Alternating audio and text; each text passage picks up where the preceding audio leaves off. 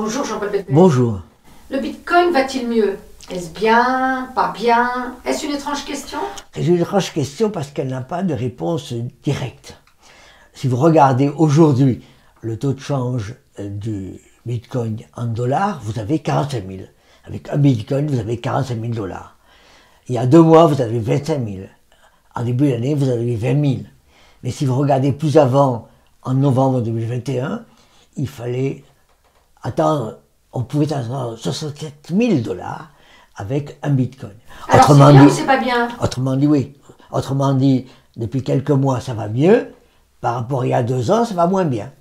Et donc, ça va mieux et ça va moins bien à la fois, tout simplement parce que le Bitcoin est un animal étrange. Ça n'est pas une monnaie. Ça n'est pas une monnaie, c'est ce qu'on appelle poliment un actif spéculatif. Actif, ça veut dire que c'est quelque chose spéculatif. Qu'on achète pour le vendre. C'est en ça que c'est spéculatif. C'est-à-dire que personne se dit, j'achète quelque chose de concret. Je n'achète pas de l'or, je n'achète pas un dollar qui est représentatif un peu d'or et surtout de l'économie américaine. Je n'achète pas de l'euro qui est représentatif un peu d'or, mais beaucoup de l'économie européenne. Je n'achète pas de l'économie. J'achète l'idée que je vais le vendre pour gagner de l'argent. Quand j'aurai gagné de l'argent, quand il aura assez monté. Mais j'aurai gagné de l'argent quand il aura assez monté, quand j'aurai trouvé un acheteur. Donc ça va bien si je trouve quelqu'un qui sera convaincu de continuer d'acheter à 46 000 dollars aujourd'hui pour attendre 47 000, 48 000 et ainsi de suite.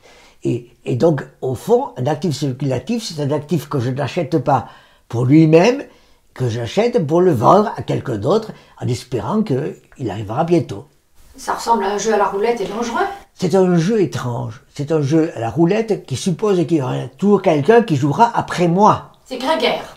C'est grégaire en supposant que le troupeau sera rempli. Parce que si j'attends longtemps, si je ne trouve pas quelqu'un qui continue cette montée, il va y avoir des interrogations, des questions. Qu'est-ce qu'il y a derrière ce Bitcoin? Et si quelqu'un répond il n'y a rien, ce qui est vrai, à ce moment-là, il peut y avoir des interrogations et des questions. Donc ça marche aussi longtemps que ça marche, et ça monte aussi longtemps que ça monte. Mais donc il n'y a pas de limite? La vraie limite dans cette course-poursuite, c'est le nombre de bitcoins. Les créateurs de bitcoin, on ne sait pas qui c'est, on ne sait pas quand, exactement, on dit qu'il y en aura 21 millions.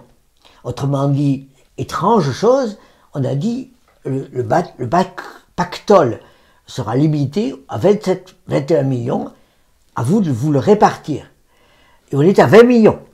Donc on est prêt. Simplement, personne ne vous dit qu'est-ce que vous allez faire quand vous allez avoir le 21e million. Le 21e million de bitcoin. Qu'est-ce que vous allez en faire? Combien allez-vous le payer? Est-ce que vous allez le garder? Mais pourquoi faire? Et est-ce que vous allez trouver un acheteur? Mais il n'y en aura plus. On ne peut pas en fabriquer davantage? Alors on peut toujours se dire qu'on pourra fabriquer davantage s'il y a un engouement considérable qui se met en place, et s'il y a une pression. Et à ce moment-là, en quelque sorte, l'accord de départ aura été remis en question. Et comme le Bitcoin, c'est de la confiance, si vous dites, tiens, les règles du jeu changent, à ce moment-là, la confiance sera en défaut. Et le Bitcoin, ça n'est guère que de la confiance, étrange confiance peut-être, mais s'il n'y en a plus, c'est grave. C'est un peu un rêve raté? C'est un rêve raté, c'est celui des alchimistes qui rêvaient à l'époque de fabriquer de l'or avec du plomb. Aujourd'hui, fabriquer des dollars avec rien. C'est encore mieux que les alchimistes, mais c'est toujours aussi dangereux. Merci Jean-Paul Betbé. Je vous invite à vous abonner, je vous invite à liker, je vous invite à en parler, je vous invite à faire des commentaires. Donc, je vous invite. Merci.